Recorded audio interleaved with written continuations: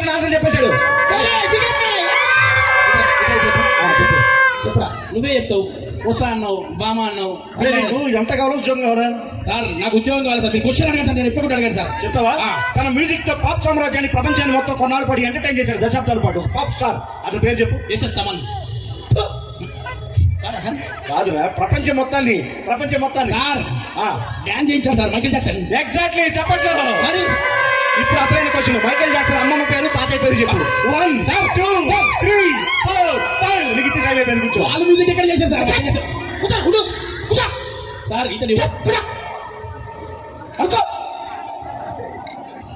Sir ఇంకొక sir ఇలా కాదు సార్, టఫ్ క్వశ్చన్స్ ఉండాలి సార్. క్వశ్చన్ టఫ్ గా ఉండాలి. ఈసారి మామూలుగా ఉండదు, వణికిపోతారు ఈ క్వశ్చన్ ఉంటే. సార్ మీరే జాగ్రత్తగా చెప్పాలి, చాలా టఫ్ ఉంటుంది. అడుగు, టెన్షన్ పడకండి, అడుగు, కూల్ గా చెప్పండి. ఓకే. మనిషికి ముఖ్యం ఎక్కడ ఉంటుంది? నాకు తెలుసు. అరే నీకు ఆన్సర్ కావాలి, ఉద్యోగం కావాలా? నువ్వు మూసుకొని కూర్చో.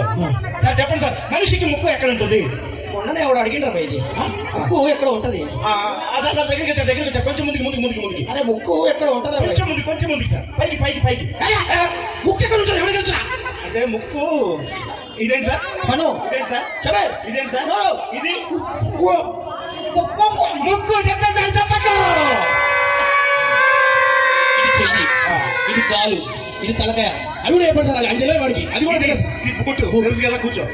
నీ క్వశ్చన్ ఇప్పుడు, మనిషికి నోట్లో ఎన్ని పళ్ళు ఉంటాయి? 32. చెప్పట్లో గుడ్ ఆన్సర్. కానీ ఇప్పుడు అసలు క్వశ్చన్ అడుగుతా. మళ్ళీ సార్, మనిషికి నెత్తి మీద ఎన్ని వెంట్రుకలు ఉంటాయి? ఉన్నోని అడుగు సార్. నా నెత్తి మీద ఎన్ని వెంట్రుకలు చెప్పు. 1 2 1 2 3 4 5. అయిపోయింది సార్. గుడ్ ఎలా అయిపోయింది సార్?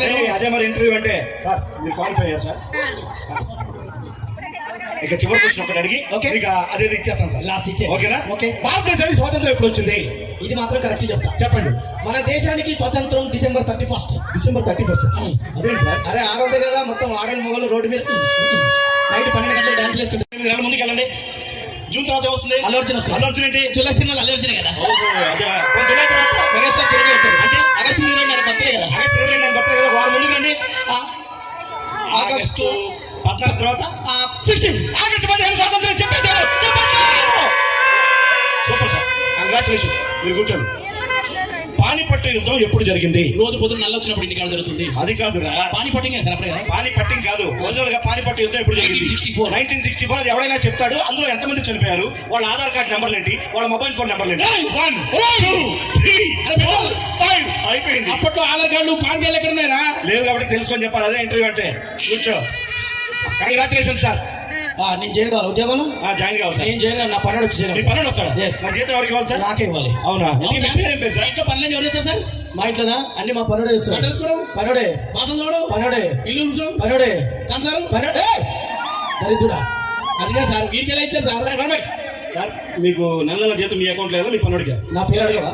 మీ పేరేం పేరు సార్? మిరపకాయల యాదగిరి. అబ్బో, మిరపకాయ ముందు పెట్టారు సార్. వెనక పెడతా మడుతుందా దరిద్రుడా.